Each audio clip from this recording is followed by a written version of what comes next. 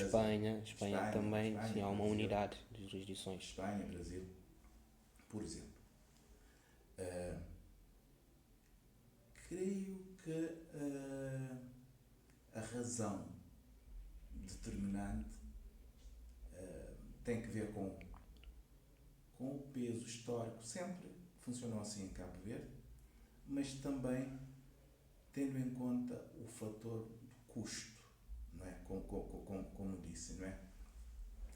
Parece-me que o legislador ponderou e entendeu por bem, enfim, manter esse sistema, em vez de criar tribunais administrativos autónomos, formar juízes pessoal, o que acarretaria mais despesas para o erário público, e deixou assim como está, com a faculdade de todos os tribunais comarcanos têm competência administrativa, não é?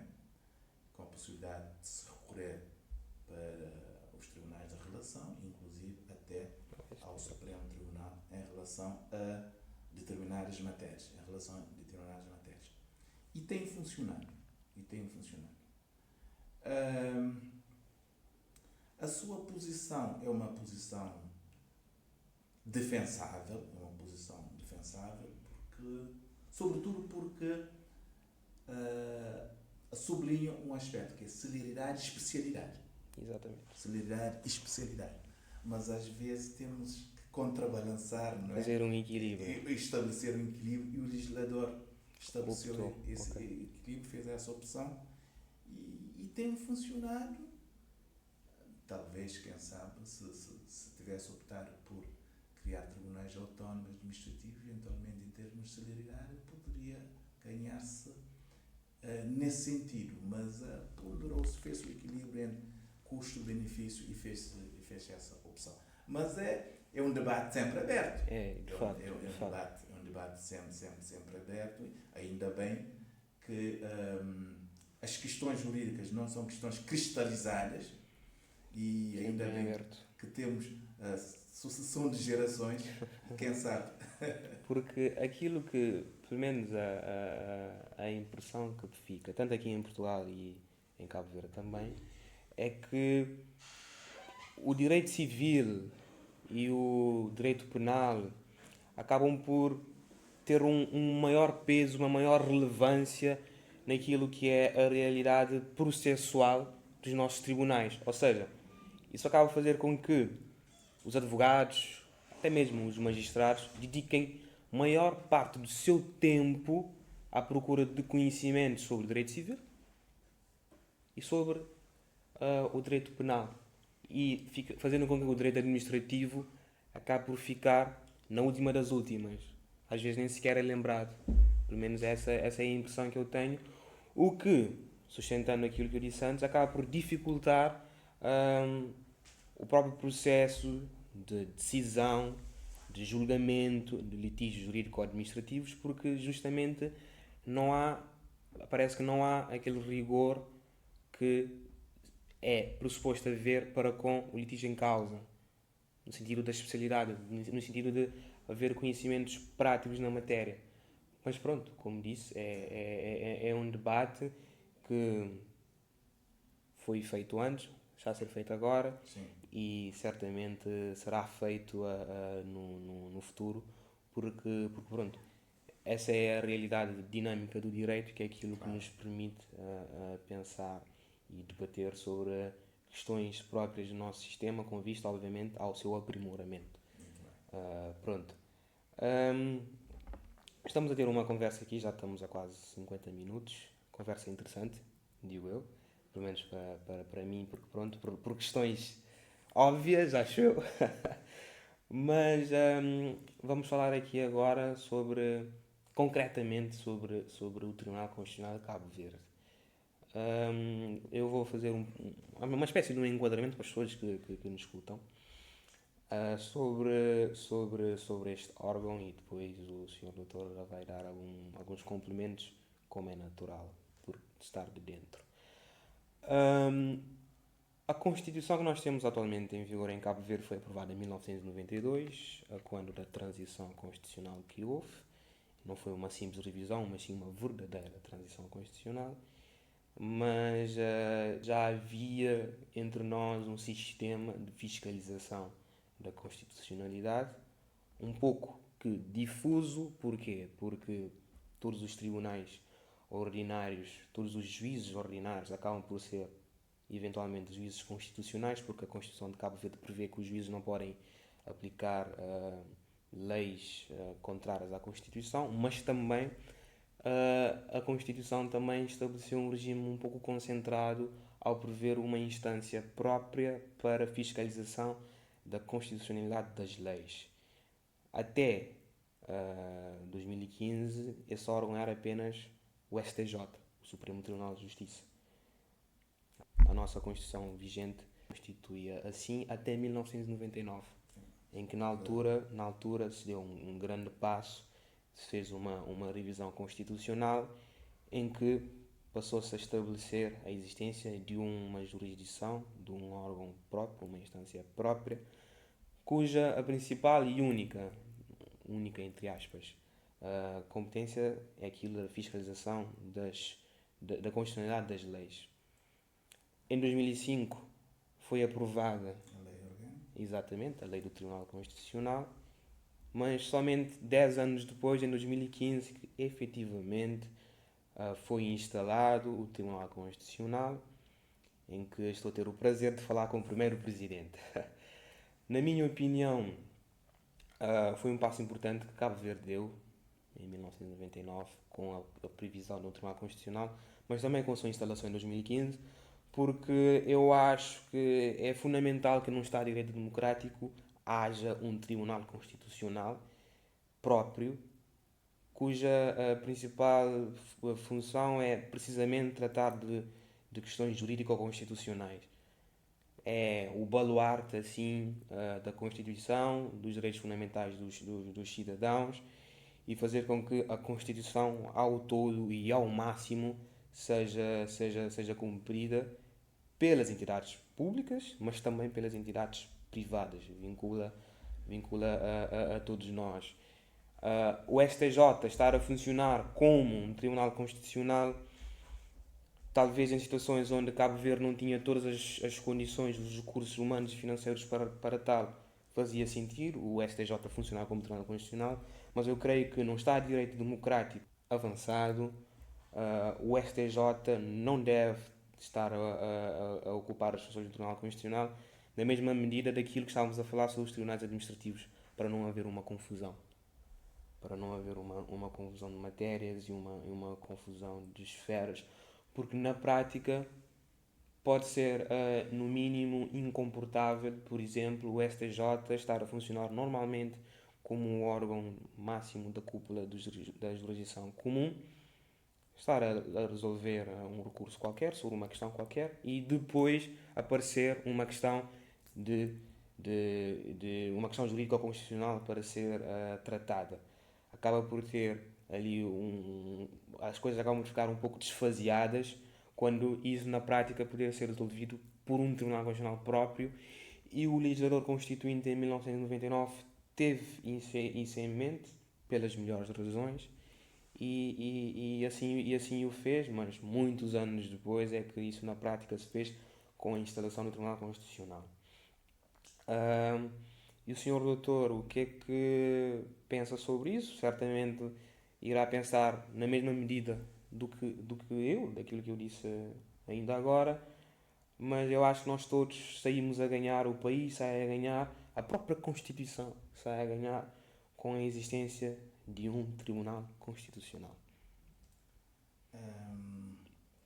Sobre este assunto, o que tenho a partilhar convosco é o seguinte.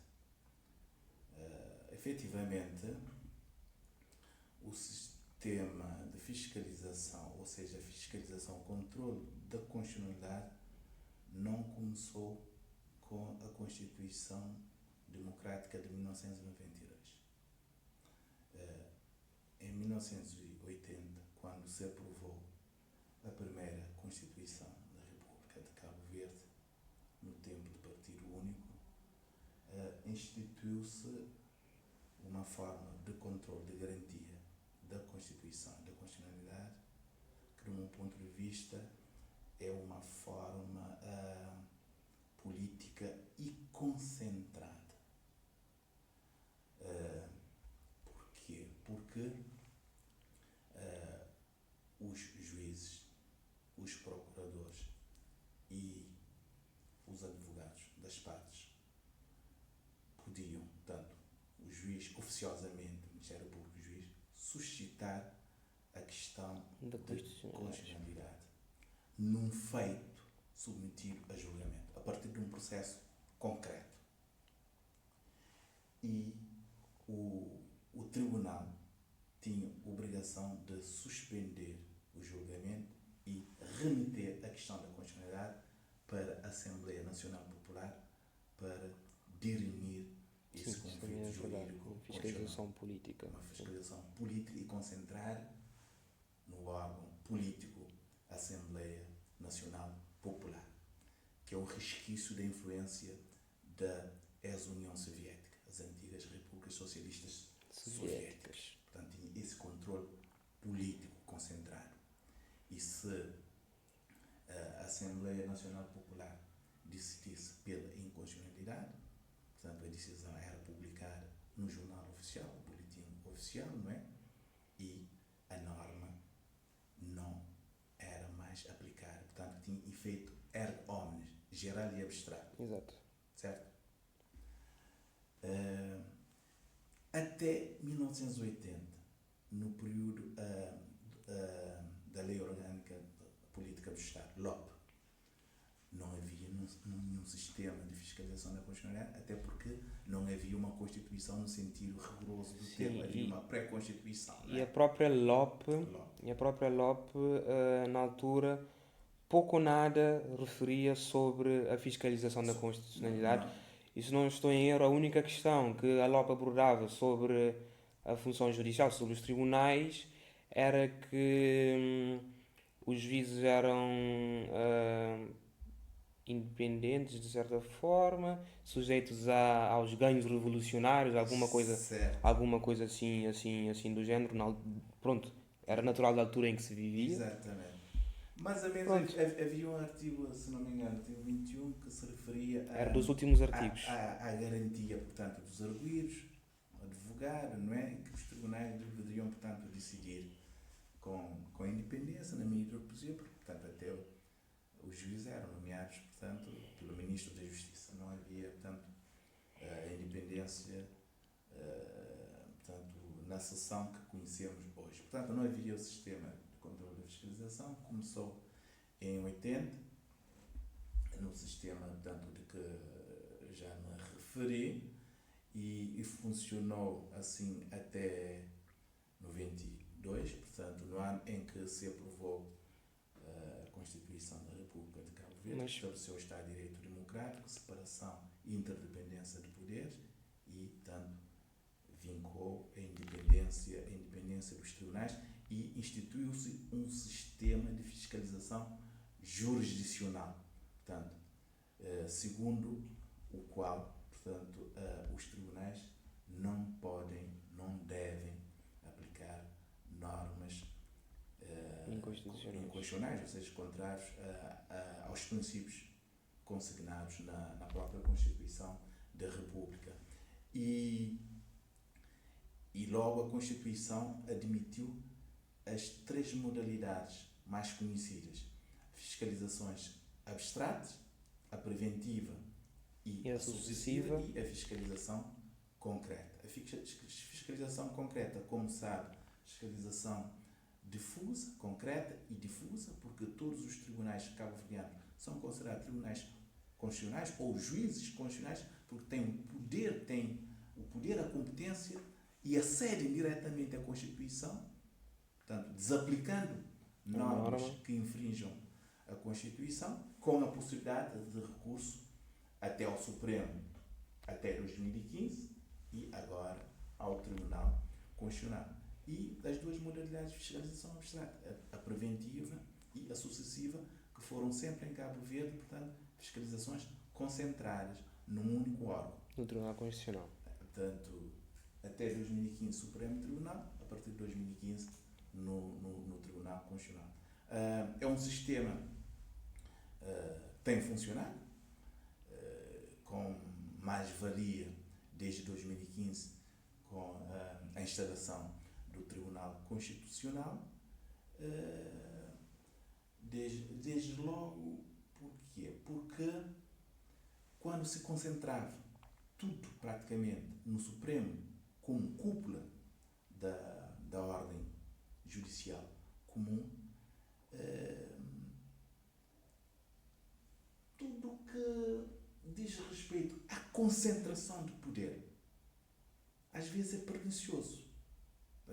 A concentração de poder não se verifica apenas no sentido político do termo, num órgão político. Não é? Há concentração de poderes também quando se concentra poderes jurisdicionais num único órgão, ainda que um órgão recursal. Não é? Então, ainda bem, o legislador, tanto constituinte, através da revisão constitucional em 99, entendeu prever na Constituição a criação de um Tribunal Constitucional de raiz ou autónomo, separado do Supremo Tribunal de Justiça, do STJ, um tribunal especializado e vocacionado para dirimir os conflitos de natureza jurídico-constitucional. Mas tudo isso tem uma história. Já em 92, havia uma corrente que defendia a previsão de um Tribunal Constitucional. Mas houve, como quase em tudo, não é? Vozes contra, que diziam, não, Cabo Verde não tem constitucionalistas, não tem juízes suficientes, não tem recursos humanos, não tem questões constitucionais, para quê prever? Tá? Esse debate foi-se fazendo até que em 1999, numa fase em que a reconciliação constitucional já tinha atingido uma fase mais avançada e conseguiu-se, portanto, a maioria de 2/3, né? E aprovou-se, digamos assim, a criação do Tribunal Constitucional, cuja lei orgânica, a lei número 56/6º Romano, de 2005, de 28 de fevereiro, foi criada a lei. 10 anos depois é que foram eleitos os primeiros 3 juízes efetivos do Tribunal Constitucional e 2 substitutos, empossados a 14 de maio de 2015. O primeiro presidente foi eleito a 28 de setembro de 2015, tomou posse portanto, a 8 de outubro, e a 15 de outubro declarou-se instalado o Tribunal Constitucional, que está a funcionar até agora. Até a data de hoje, certo, muito bem. E, na sua opinião, o que é que levou 10 anos para que o Tribunal Constitucional fosse instalado? O que é que levou todo esse tempo? É verdade que seria pressuposto haver alguma preparação para que fosse efetivamente instalado, mas 10 anos? 10 anos, um bom tempo. Creio que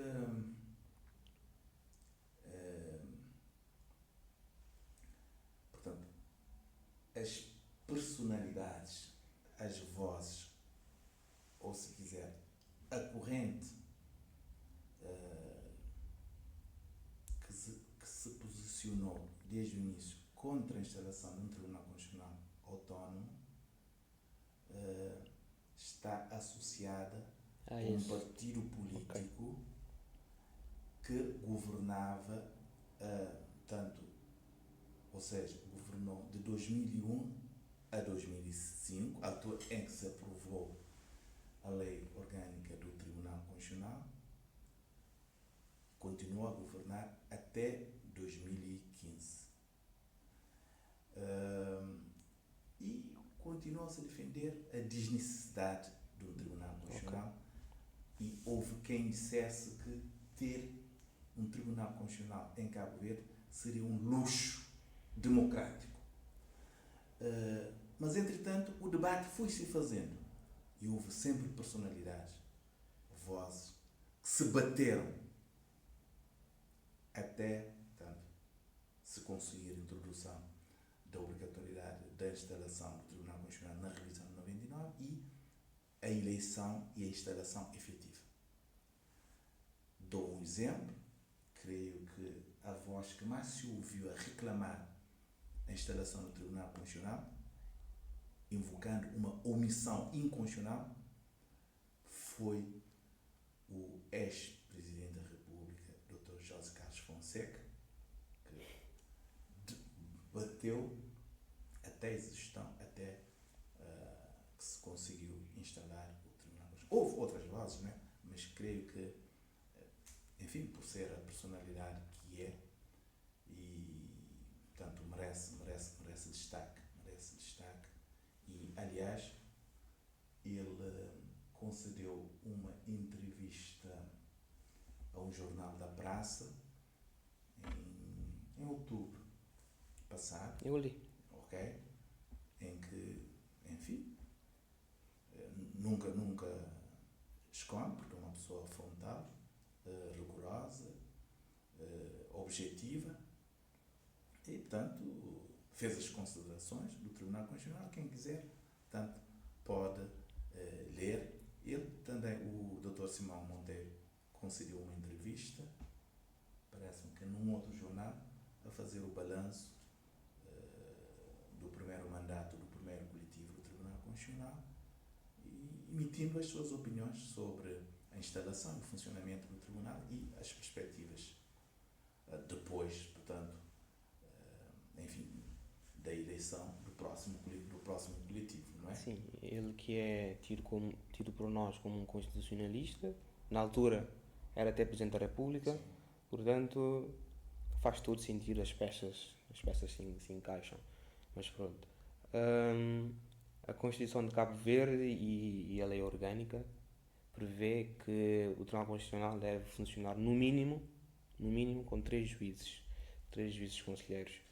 E é um número que se mantém até hoje. E o curioso é que um desses juízes, na altura, quando da aprovação da Lei Orgânica, era Presidente da Assembleia Nacional. Mas pronto.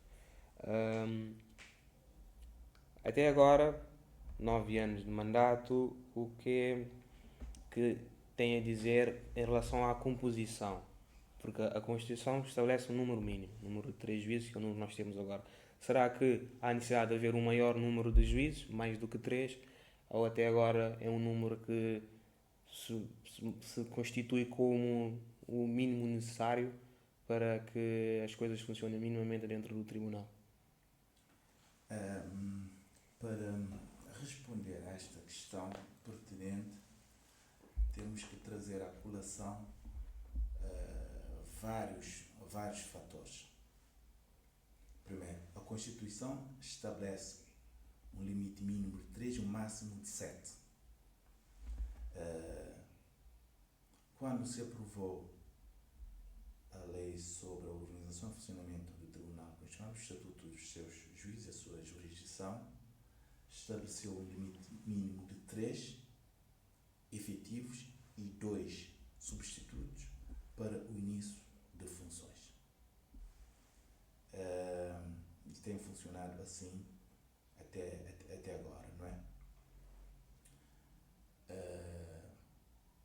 Houve personalidades que defenderam desde o início, digamos assim, 5 pelo menos, 5, mas a opção do legislador infraconstitucional, respeitando até a Constituição, que estabelece esse limite mínimo, foi de 3.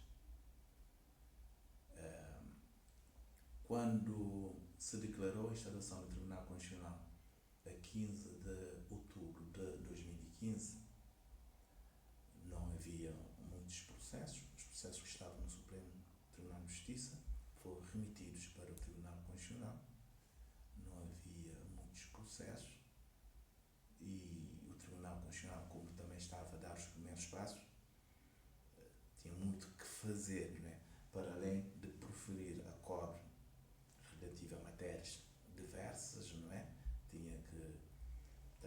cuidar da sua organização interna, recrutamento do pessoal, representação interna, externa, e fomos conseguindo responder a tempo e a hora às demandas, mas à medida que o tempo foi passando, as demandas foram aumentando e as pendências também. Mas temos conseguido, portanto, os 3 juízes conselheiros proferir decisões em número considerado satisfatório, em tempo também oportuno, relativamente a algumas peças processuais, designadamente recurso de amparo, fiscalização preventiva, que o prazo é curto, de 20 dias, e alguns outros processos urgentíssimos, como são os contenciosos eleitorais. Não é? Em 2023, houve um incremento em termos de produção muito grande, não é?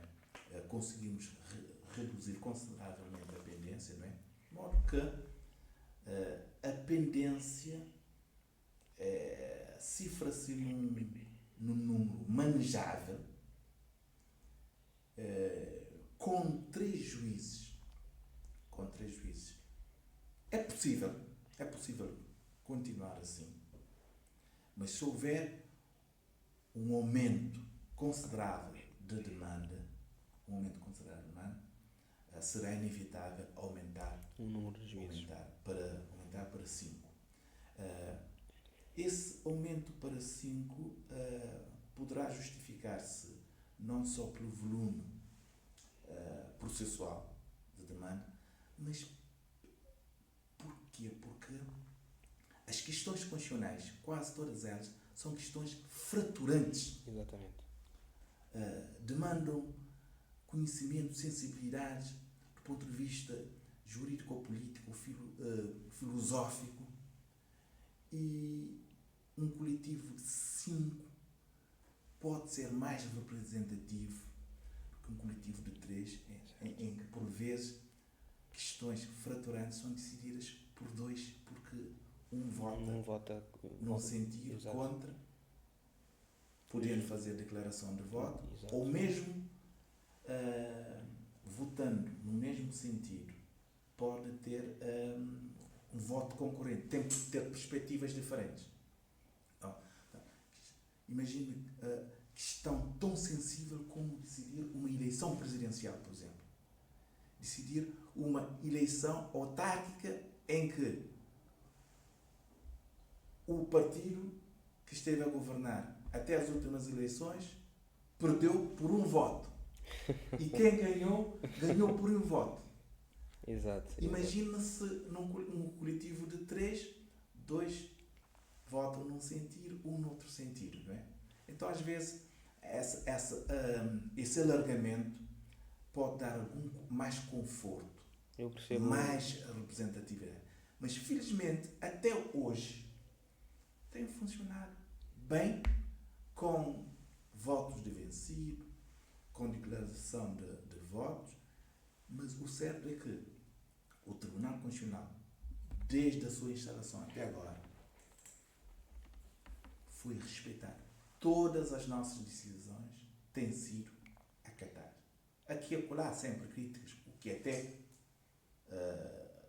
é salutar, não é? Mas nunca ninguém recusou-se a cumprir, portanto, as nossas decisões.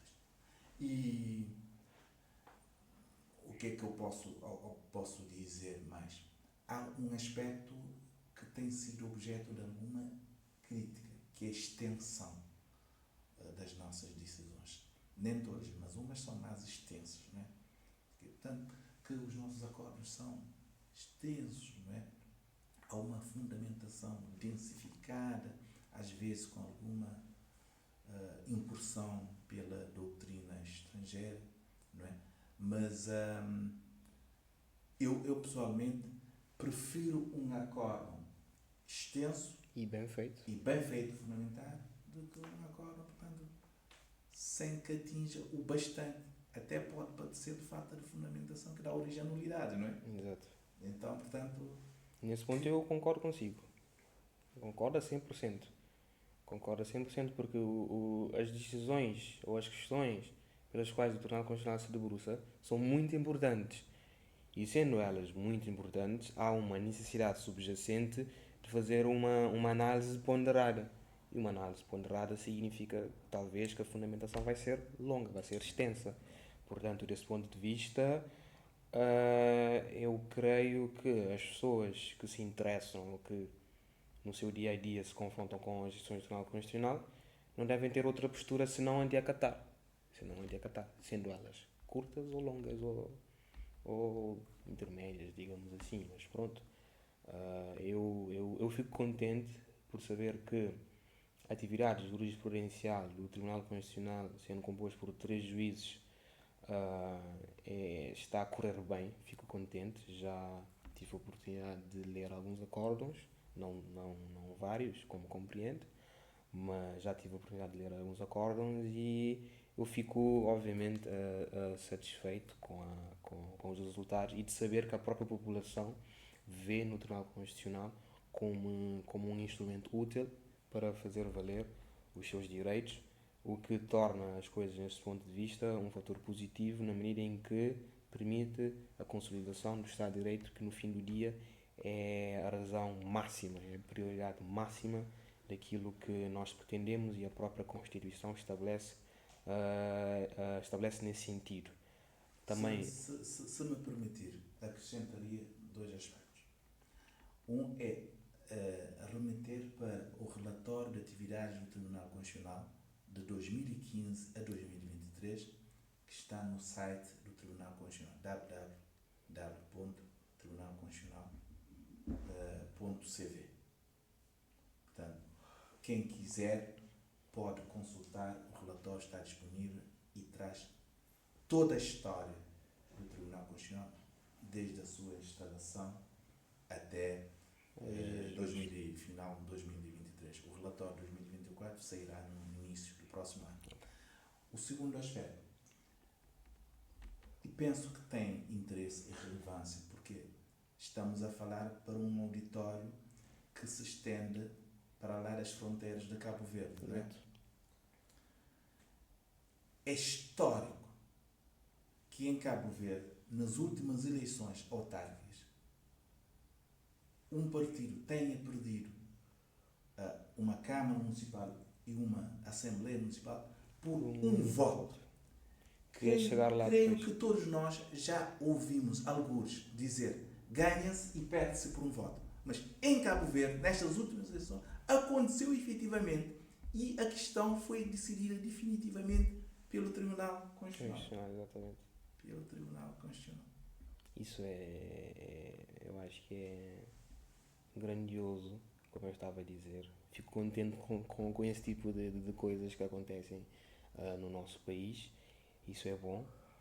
Mas por ser uma questão fraturante e sensível, como estava a dizer antes, talvez um número de 5 iria garantir talvez uma maior democraticidade dentro das próprias decisões que o Tribunal Constitucional toma. Mas é muito bom saber que nesse tipo de coisas a democracia funciona. A democracia funciona sempre e isso é bom. É bom e é de fazer mesmo um realce para que as pessoas saibam que isto de facto aconteceu. Por exemplo, as eleições a que se refere foram as eleições de 1 de dezembro. Eu sei que também houve outros recursos para o Tribunal Constitucional. Eu acho que em São Vicente também houve, creio eu. Ou pelo menos nas notícias que eu li, as pessoas estavam por recorrer. Não sei se chegou a acontecer. São Vicente, se a memória não me falha, nas últimas eleições que tiveram lugar, como disse bem, a 1 de dezembro passado, recente, houve um recurso, mas isso esteve relacionado com o seguinte: como sabem, os os reclusos, quando são condenados, sofrem restrição do seu direito à liberdade sobre o corpo, não é? E outros, não é? Mas não perdem todos os direitos. Até seria, portanto, violação, portanto, dos direitos mais básicos, não é? Na verdade, por exemplo, reclusos podem votar. Podem votar. E as eleições? As eleições, portanto, o exercício de voto. O exercício de voto dos reclusos ocorre no estabelecimento prisional. No estabelecimento prisional. Acontece que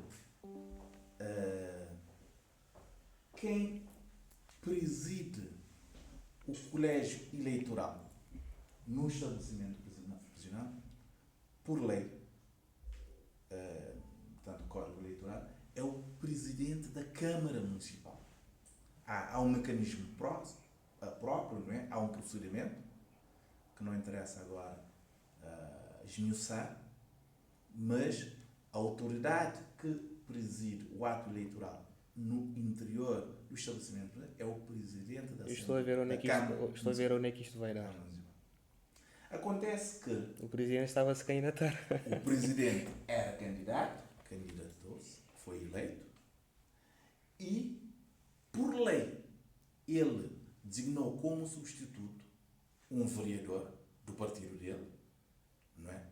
Que a lei permite, que, por sinal, não tenho a certeza, também era candidato. Então, um partido político concorrente impugnou essas eleições. Porquê? Porque o Código Eleitoral tem uma norma que proíbe um candidato a presidir ou ser membro da mesa da Assembleia de voto. Mas nesta situação é uma situação especial. E então não há nada na lei que impedia o presidente substituto, sendo candidato, não é, presidir aquele ato. Houve recurso, nós, portanto, não consideramos procedente o recurso porque, enfim, não havia razão para tal. Mas depois das eleições não houve uma impugnação. Houve, sim, São Lourenço dos Ossos, esse caso histórico, Tarrafal de São Nicolau, Porto Novo e Tarrafal, mas uma questão lateral, sem grande. Certo. Não, muito bem. A atividade significa que as coisas estão a funcionar dentro do tribunal. Isso é bom. E daquilo que ficou aqui no ar, pelo menos, eu acho que o balanço que faz estes quase 10 anos de mandato é positivo. Sou suspeito. Não gostaria de ser juiz em causa própria. Embora seja comum fazer, mas eu não gosto porque eu acho que isso acaba de terceiros. Eu aqui sou juiz. Dificilmente faria uma avaliação negativa. Não, eu remeto para a entrevista que o ex-presidente da República, o Dr. Jorge Castro, concedeu, a entrevista com o Dr. Simão Monteiro, que foi ministro da Justiça, que também é um reputado jurista nacional, e tantos outras opiniões de pessoas, de personalidades insuspeitas, dizendo que um dos maiores ganhos da democracia cabo-verdiana, além, portanto, enfim, da mudança política, da Constituição da República e a instalação do Tribunal Constitucional, que foi um ganho para a consolidação do nosso Estado de Direito Democrático, para o reforço da cultura constitucional, e acaba por influenciar todo o sistema. Portanto, o efeito irradiador. Porque as decisões dos tribunais constitucionais em matéria da sua competência são obrigatórias para todas as instituições, entidades públicas e privadas, como disse, não é? Mas, sobretudo, porquê? Porque as decisões do Tribunal Constitucional têm sido fundamentadas e, às vezes, enfim, exaustivamente.